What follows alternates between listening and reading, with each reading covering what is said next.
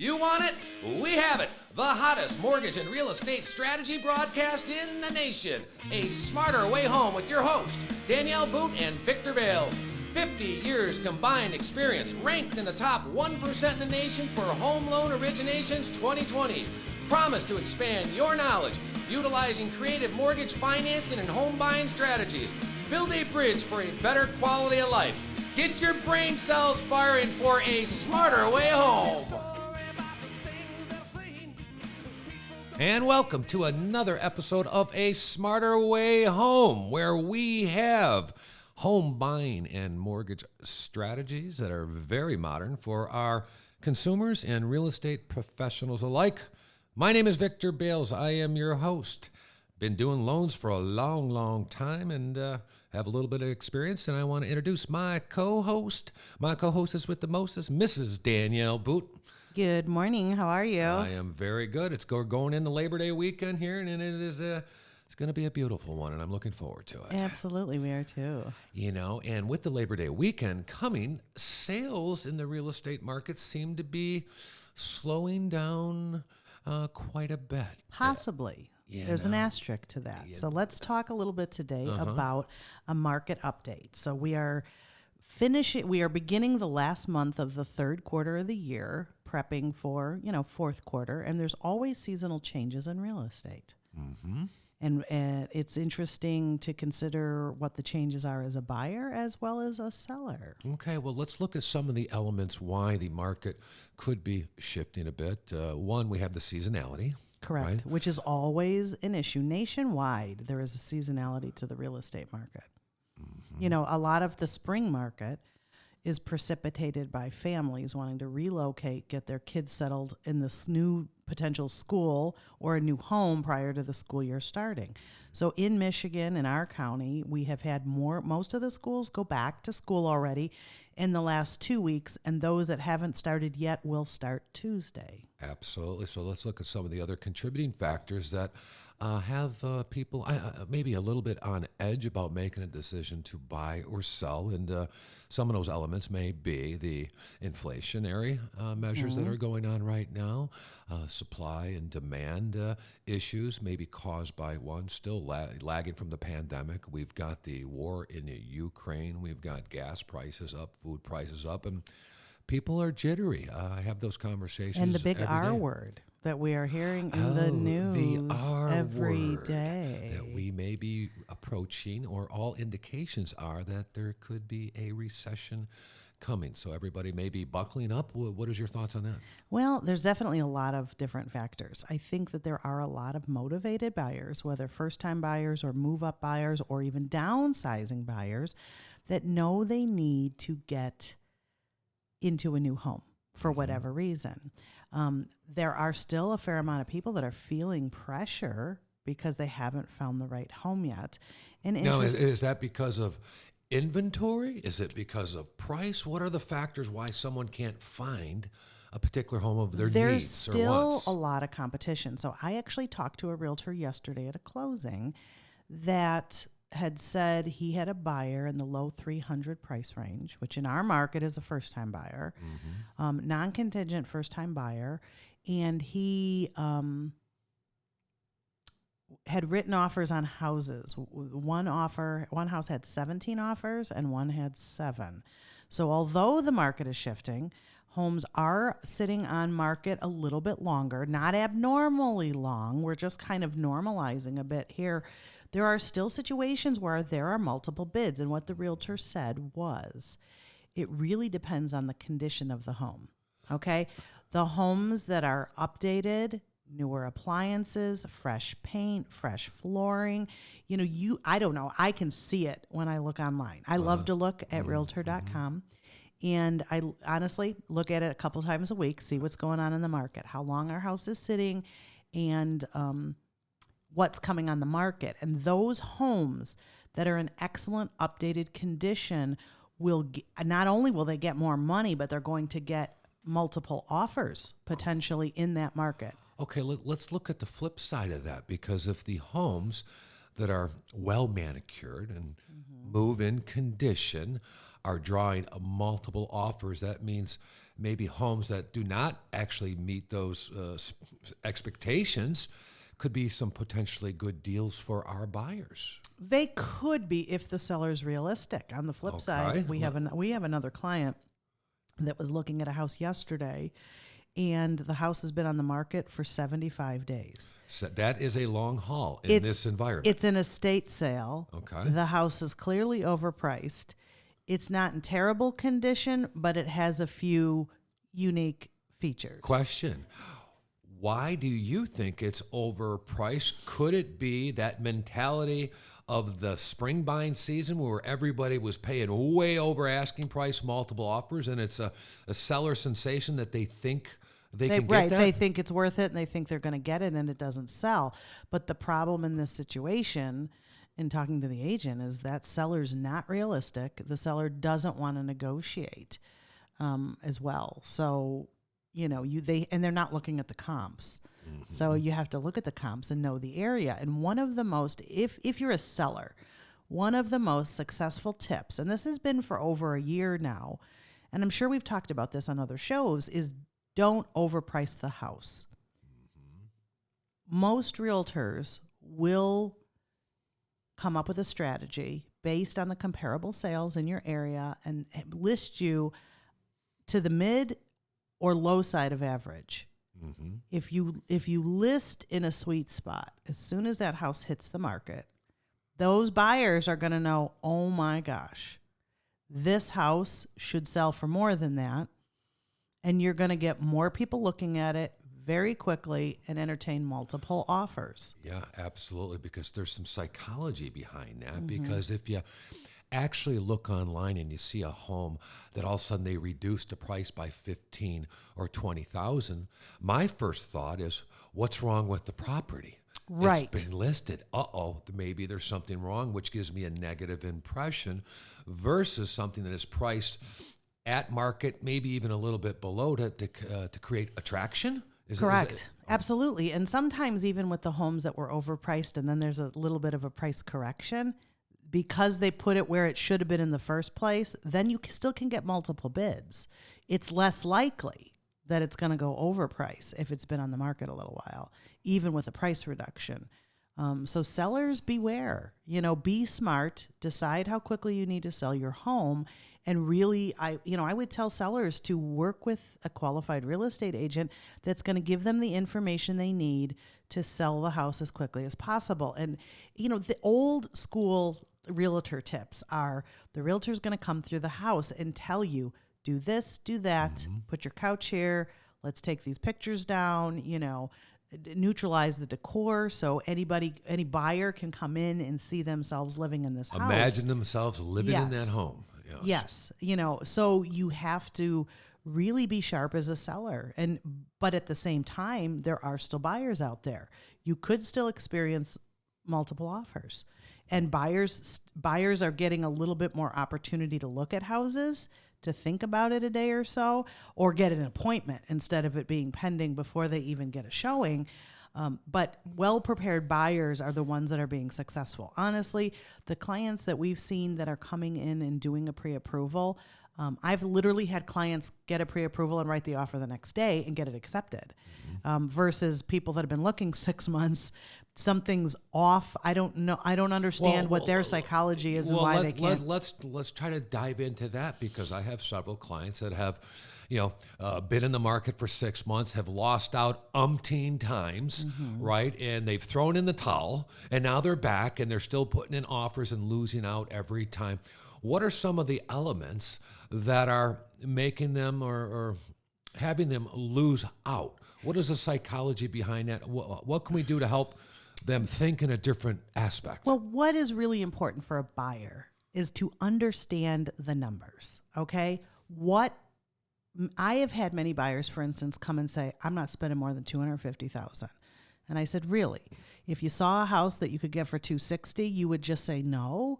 And then they go, well, maybe. And then if we dive into the numbers and explain to the client, here's what your numbers look like, here's how the down payment works, and here's how the closing costs work. Mm-hmm. $10,000 in your mortgage amount is about $55 a month in your payment. So I'll flip that and say, would you be upset if you lost this house for $55 a month? Oh, that's a good Okay. good way to put that. Yeah. A lot has to do with the realtor. Absolutely. There are certain realtors that we see extremely successful getting offers accepted. Now, a lot has to do with the buyer. If the buyer doesn't want to do what needs to be done to make a decision, they get intimidated knowing there's multiple offers. They don't understand market conditions. I mean, one of the biggest things that I will tell clients is make sure you understand where market value is on that particular house. And that is the realtor's job. The realtors should be doing a quick market analysis to say, hey, this house is listed for 3.25, but look, everything's been selling for 350 and 360 in this neighborhood. Okay. Then that buyer can confidently move forward and make a decision. Are we going over asking? Are we offering an appraisal guarantee? All these crazy things that we've talked about in the market. But if the buyer doesn't understand, we've said before on appraisal shows that we have not seeing, in most cases, low appraisals. Why? Because there's so many houses selling so fast that the comparables that show up on our appraisal were pending sales when the buyer was looking at that house. Yeah. Okay, we're not looking 6 months back or a year back in most cases. So you really have to understand the market and make a good decision. But people will get paralyzed by the analysis of all of the data and making a decision. And not that the realtors can control the buyers. Certainly they cannot in all cases. But I think the agents need to be a very strong advocate for the buyer and decide. One of the problems that I've seen, and this is a age-old problem in our business, realtors are showing houses to buyers that are not approved.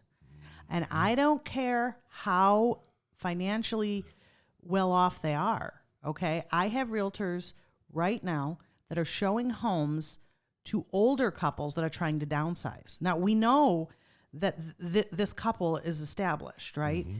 They'll be able to afford a new house, but it's an intricate situation because, for instance, if they're retired, they may not have the cash to, they really want to pay cash for this next home, but they can't do it without selling their home. And they even need counseling and financial structuring to go, okay, are you going to list your house and then go find one? Do you need to find one first? Are we doing a bridge loan? Are we doing a small mortgage? And they're out showing houses with people that are not ready to make a decision, which also intimidates all the other buyers that are looking at this house. There could be 15, 20 showings on a house. My guess is 50 or 60% of them might be ready to buy. Right. I think 30 to 40%. And that creates panic in the other buyers. Correct. Like, okay. But all of these other people looking at it are really not ready to go. Well, and let's talk about that particular person that wants to downsize. They may be well off and they're well qualified at some point, or there could be some complexities there, like you suggested. They have to. They don't have the cash, but they've got the equity in another property. It's stressful enough buying a home or putting an offer in and getting that accepted, let alone if you get an accepted offer and now you got to deal with the mortgage process and now figure all this out. That adds additional stress, which goes to say, no matter what your situation, get with a loan professional and get all your ducks in a row, get all the cards on the table with all the options. Right. There's a lot of fallout business still happening. Right. We get rescue deals frequently. And we hear about problems where other lenders drop the ball, the buyer didn't qualify, property didn't qualify, and sometimes we can fix the situation and close it. And a lot of it, I think, stems from the fact that they probably didn't have a good pre-approval to begin with.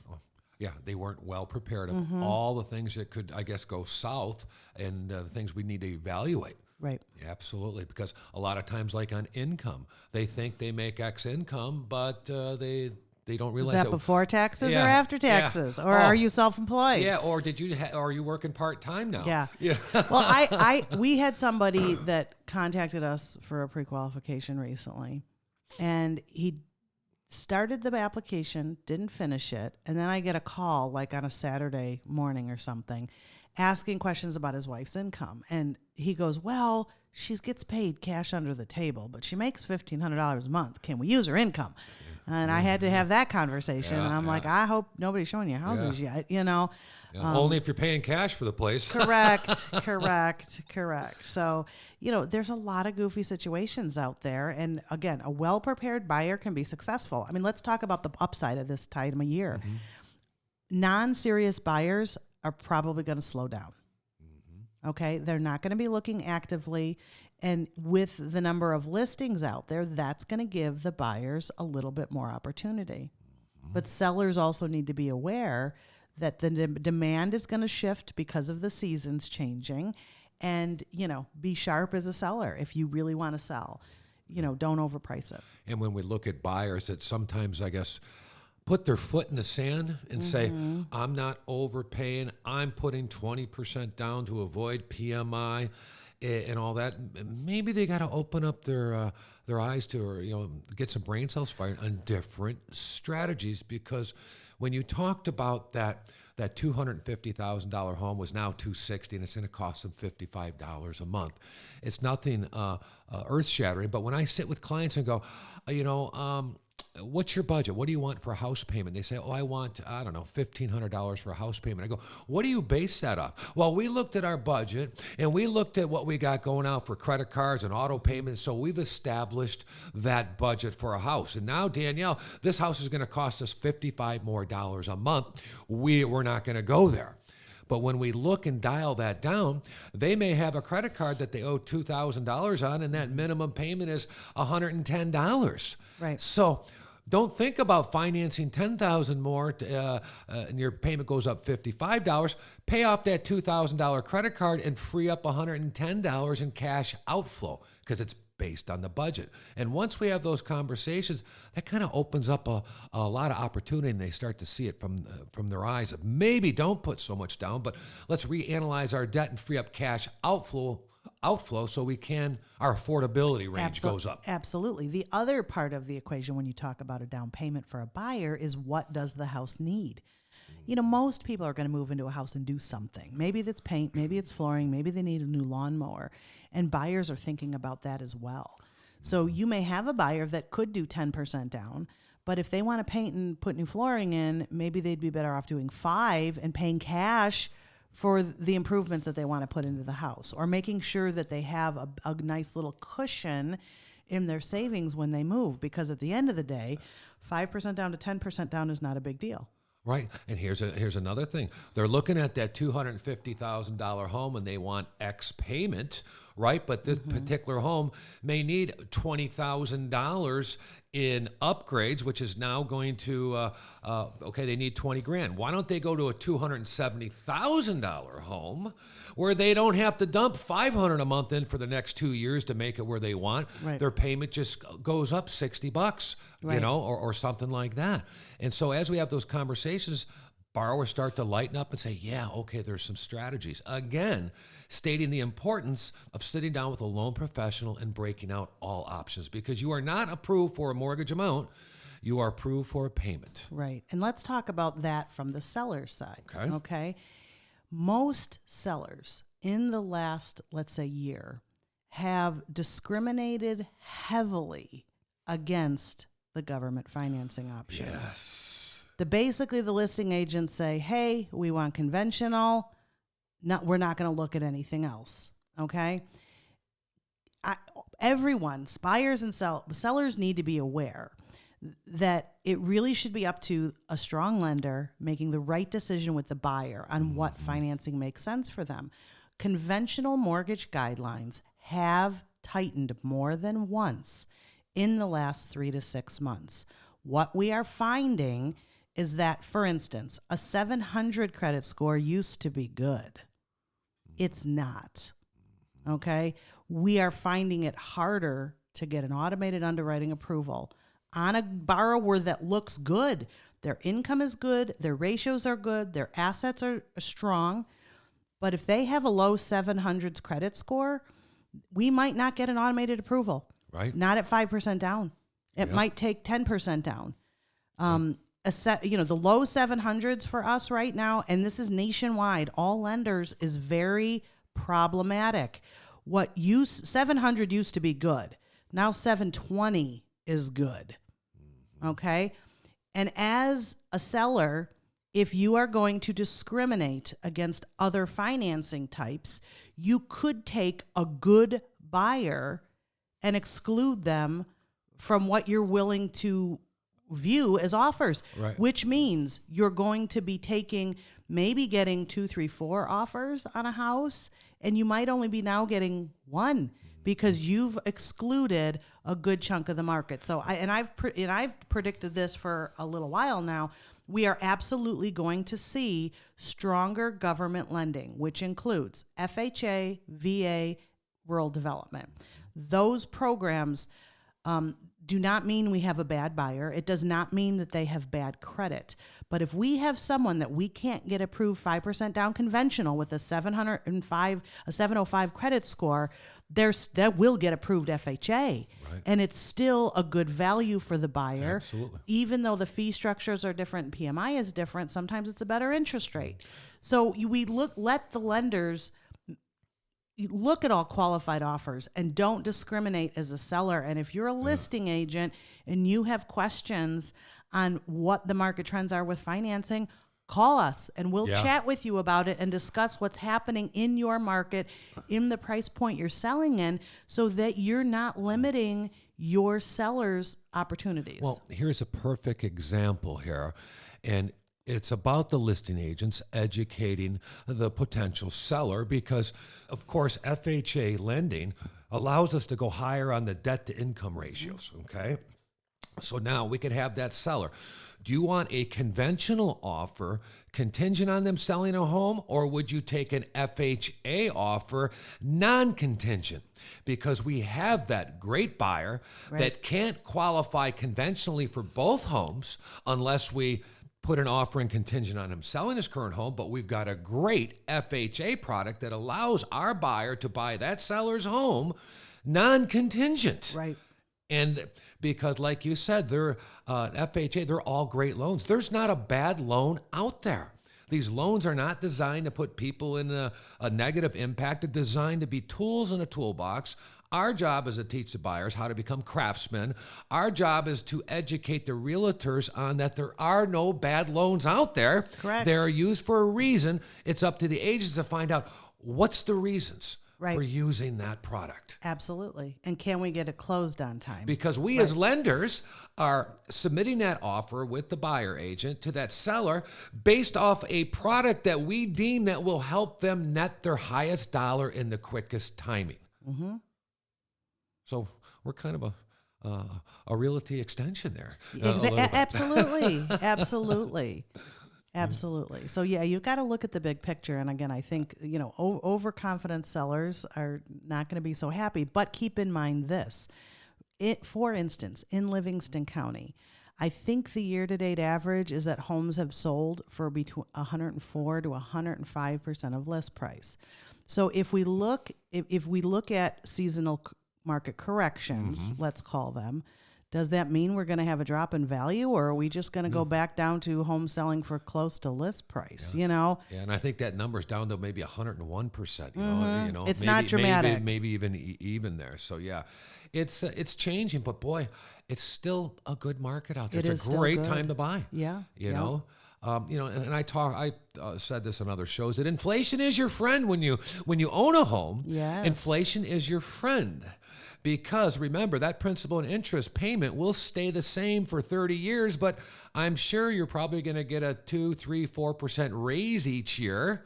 Okay. And now that's more income coming in, but that principal and interest never changes. So those who are homeowners, inflation is your friend. For those trying to buy a home, inflation is tough because it's eating at your affordability. Right. Very interesting market. Do you have any closing wisdom for our home buyers, home sellers, or agents alike? Well, the big thing is always be prepared. If you are a buyer, I had a great conversation with a client yesterday who's been trying to buy for over a year and trying to reinvigorate them. And in fact, they're going to look at a house tonight that they're really excited about. But we were able to refocus their energy, talk to them about a bridge loan so that, because they can qualify before they sell. And we had some fresh options to give her confidence that maybe they could finally get a house. The same thing with sellers. Be prepared, know your options, have your strategy, so that you can make the right decisions at the right time. And also, I guess my word of wisdom is, buyer agents, listing agents, work with the lender when structuring this offer upfront before you make the offer. Understand the strategy so it can be explained to the listing agent, so we can create a win-win for everybody involved in the transaction. And if the buyers don't understand the questions about structuring an offer, then they need help. Let's get them some help so that they're prepared, and as a realtor, you can be successful. Well, everybody, that's it for this show. If you ever have questions, you can always go to DanielleBoote.com or VictorBals.com, and we'd love to help you out, whether we're involved in the transaction or not. We just love to help people do what we do. That's absolutely. what we do. So anyway, we will see you next time here on A Smarter Way Home.